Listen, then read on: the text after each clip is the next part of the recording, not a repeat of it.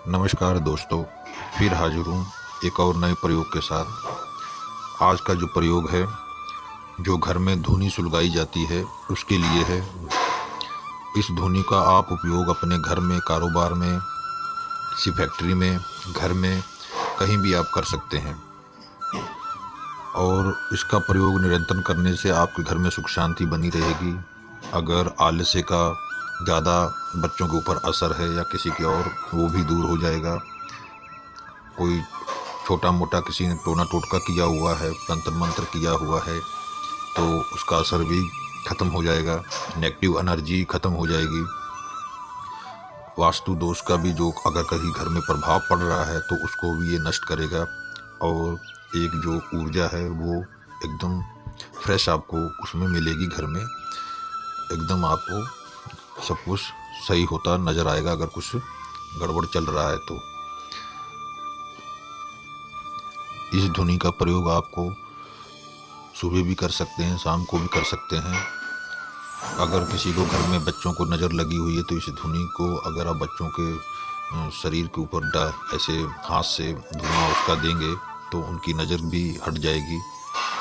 और अगर आपके घर में कोई गाय वगैरह, भैंस वगैरह पाले हुए हैं और भी कोई जानवर है, अगर उनको कोई नज़र दोष है या कोई ऐसी दिक्कत है तो वहाँ भी आप इस धुनी को दे सकते हैं। उनको भी प्रभाव पड़ेगा और वो भी ठीक हो जाएंगे। ये धुनी बहुत ही कारगर है।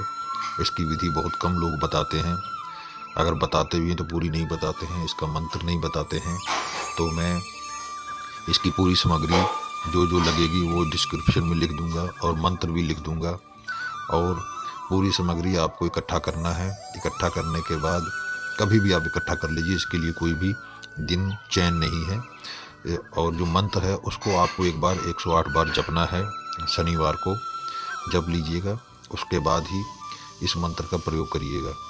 और जितनी भी सामग्री इकट्ठी हो जाएगी, अगर आपको पीसने का उसमें पिसी हुई नहीं मिलेगी तो ज़्यादातर तो पिसी हुई नहीं मिलती है, पंसारी की दुकान पर ही मिलेगी सारी सामग्री। तो उन सामग्रियों को लाकर आपको पीस लेना है, पीस कर पाउडर बना लेना है। छानने की कोई ज़रूरत नहीं है। और उसके ऊपर आपको 41 बार इस मंत्र को पढ़ना है, जो मैं आपको डिस्क्रिप्शन में बताऊंगा लिखकर। उसमें उसको 41 बार पढ़ना है। 41 बार पढ़ के आपको जो है अपने घर में धुनी देना शुरू कर दीजिए। आप फिर देखिए 1 महीने के अंदर आपको खुद ही पता चलेगा इसका प्रभाव कैसा है, कैसा नहीं है। और इस धुनी को निरंतर आप इस्तेमाल करिए 6 महीने तक। आपको किसी भी चीज़ की ज़रूरत ही नहीं पड़ेगी। जो छोटे मोटे तंत्र मंत्र हैं वो इससे हमेशा के लिए ख़त्म हो जाएंगे। अगर कोई करने की कोशिश भी करेगा तो उसी के ऊपर वापस पलट जाएगा। ठीक है, तो ये बहुत ही कारगर धुनी है। आज मैं आपको बता रहा हूँ। जो आज लोग दूसरों के पास जाते हैं धुनी वगैरह बनवाने के लिए, या किसी ऐसे मठ से या कहीं से ख़रीद के लाते हैं तो वहाँ महंगी पड़ती है। हवन किसे सिद्ध करते हैं या मंत्रों से सिद्ध करते हैं। तो मैं आपको ये जो बता रहा हूँ, इस धुनी को भी आप इस्तेमाल करेंगे तो आपको खुद ही महसूस होगा कि पहले से आपका सब कुछ सुधार हो रहा है।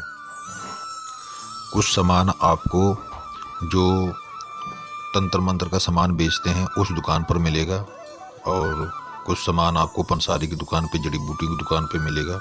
ये आपको इकट्ठा कर लीजिएगा और असली ही जहाँ तक हो सके तो आप लाइएगा।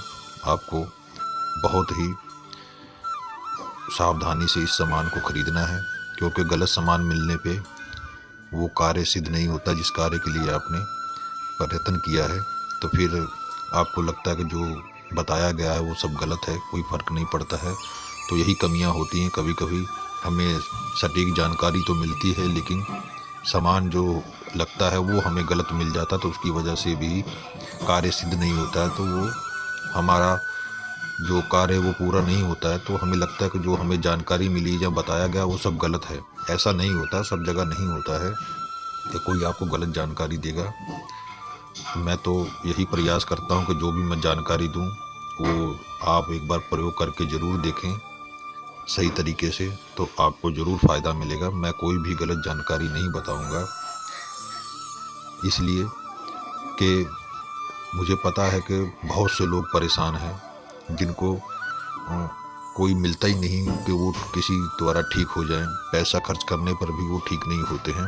तो अगर ये मेरे छोटे मोटे प्रयोग आप प्रयत्न करके अपने ऊपर आजमाएंगे तो आपको ज़रूर फ़ायदा मिलेगा। आगे चलकर मैं और बड़ी चीज़ें, कुछ मंत्र साधनाएं बता सकता हूँ कि जिससे आपको भविष्य में फ़ायदा मिले, लेकिन वो ये चीज़ें वही लोग करें जो कि दृढ़ संकल्प हो, मतलब कि बीच में अधूरा छोड़ने वाला ना हो, क्योंकि अधूरा ज्ञान खतरनाक होता है, वो नुकसान कर सकता है आपका। अगर आपकी इच्छा है तभी करिए, नहीं तो वीडियो देखिए, जानकारी लीजिए, बस प्रयत्न मत करिए इसको करने का। मैं तो यही कहूँगा। अगर आप देखकर सुनकर प्रयत्न करते हैं, देखते हैं होता कि नहीं होता, तो उसमें नुकसान हो सकता है। अगर आपको करना ही है पूरी तरीके से करिए कि अगर आप कामयाब होते हैं तो खुद का भला और दूसरों का भी कर सकें। तो यही आशा करता हूँ मेरे जितने भी प्रयोग हैं ईश्वर आपको उसमें कामयाबी दे और अपना और दूसरों को कल्याण करें। फिर मिलूँगा एक और नई वीडियो में, तब तक के लिए नमस्कार।